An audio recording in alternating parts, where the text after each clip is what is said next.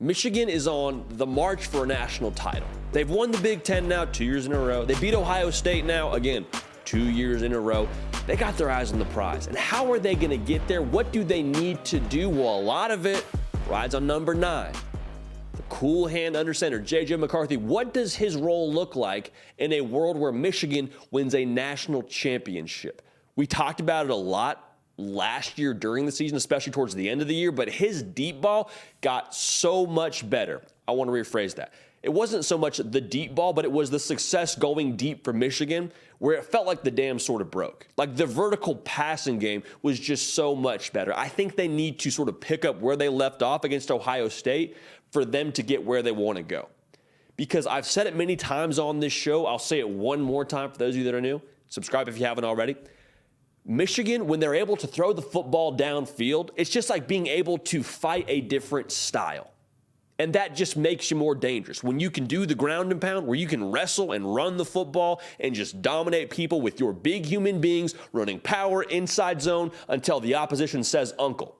That's one style.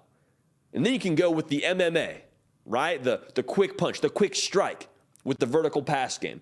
When you have your defense guessing at which style they have to fight that day, or even better, if they can only fight one style and you can go the other way, they're going to sell out in the box and you're just going to go over the top to your receivers. If you're J.J. McCarthy connecting on those, that is huge. That changes the entire complexion of how teams have to prepare for Michigan and J.J. McCarthy going forward. We saw Ohio State. There is no better example, no better case study than this game for them. 14 for 24. 263 yards, 3 touchdowns. And what was happening in the beginning of the game? Ohio State was selling out. They said, if we lose, it will not be because you ran the football on us. As fate would have it, they weren't able to stop the run in the second half, so it didn't matter. But you hear what I'm saying.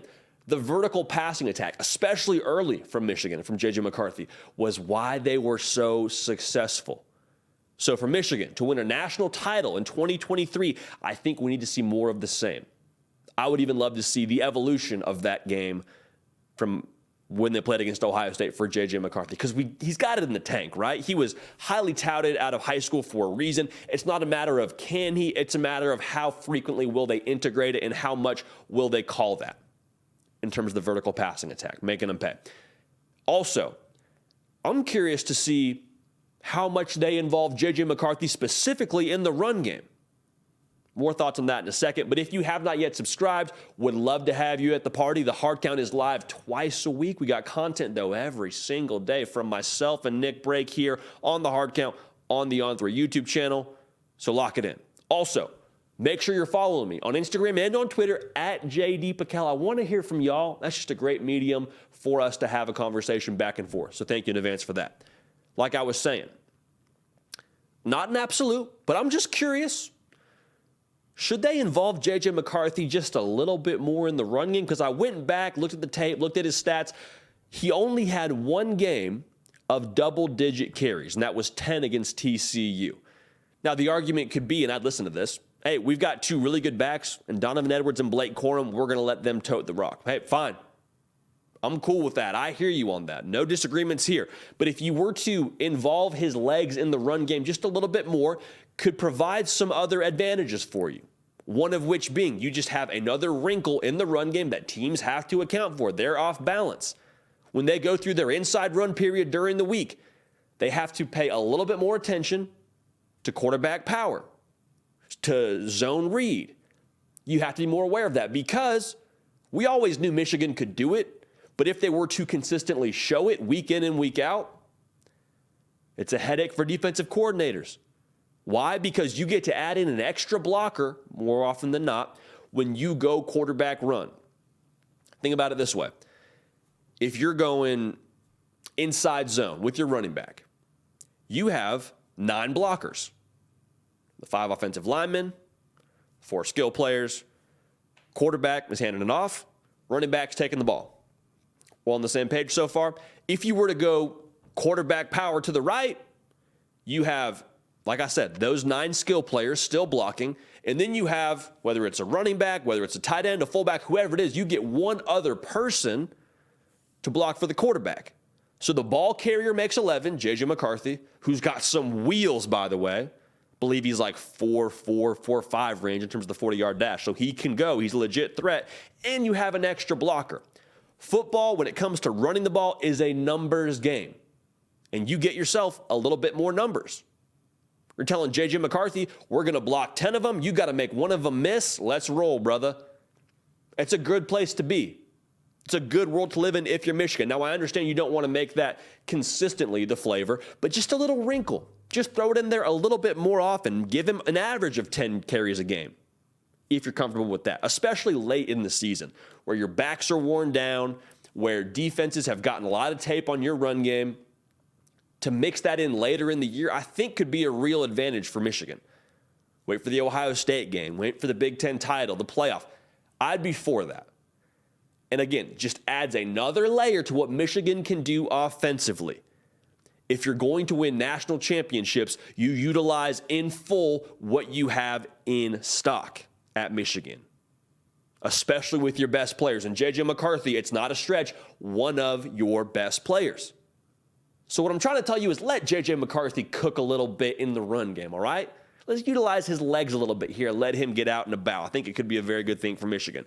Now, here's the other thing that I think is going to be ultimately paramount, potentially the most important for Michigan and J.J. McCarthy in order to win a national title.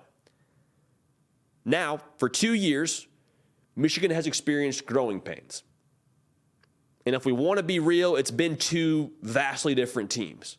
From the quarterback position to the coordinator position, now going into 2023, should J.J. McCarthy and Michigan find themselves back in the college football playoff, they will have the opportunity to avenge their loss the previous 2 years. But really, J.J. McCarthy is the starting quarterback from a season ago.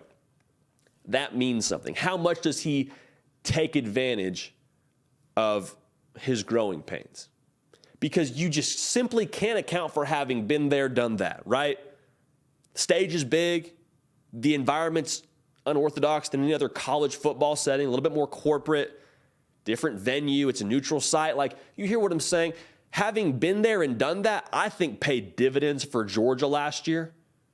They looked like the more experienced team whenever they pulled up to the college football playoff and took care of Ohio State and then definitely took care of TCU.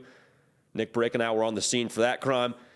I think taking advantage of what they didn't do well a season ago and learning from that loss, learning from their mistakes a year ago, I think that's going to be the difference maker. Because I have no questions about J.J. McCarthy of can he. I'm not questioning is he a good decision maker. I'm not questioning can he throw the deep ball. I'm not questioning is he good running the rock. Is he a good leader? Like, none of those things are concerns for me. Do you need to take the next step? Would you like to see that next step for J.J. McCarthy at Michigan? Yeah, of course. Absolutely. But when they get back to that stage, being able to learn from experience and have the advantage of experience being their teacher, I think how they respond could make all the difference. And for J.J. McCarthy, how he responds, I think will make all the difference. He'd be the first to tell you, I would imagine. The game against TCU wasn't his finest hour. And that's okay, but how do you respond in 2023? I'm excited for the show. Should be a whole lot of fun. So again, Michigan and J.J. McCarthy, they've won the Big Ten now. They beat Ohio State. Those are great. That's now the price of admission. They're hunting for something much, much larger and much, much shinier, if you catch my drift. This has been The Hard Count. Nick Brake, lifting heavy. This is your show. Lock it in. We're live twice a week, so make sure you're subscribed. Again, get at me on the socials, Twitter and Instagram at JD Pickell. I want to hear from y'all. College football don't stop. This show doesn't either. College football videos every single day. We appreciate y'all. We love y'all. We're going to keep the party rolling, and we will see y'all next time. Hey y'all, thanks so much for watching. Subscribe to the channel here to make sure you don't miss an episode of The Hard Count. Also be sure to check out other videos on the On3 YouTube channel.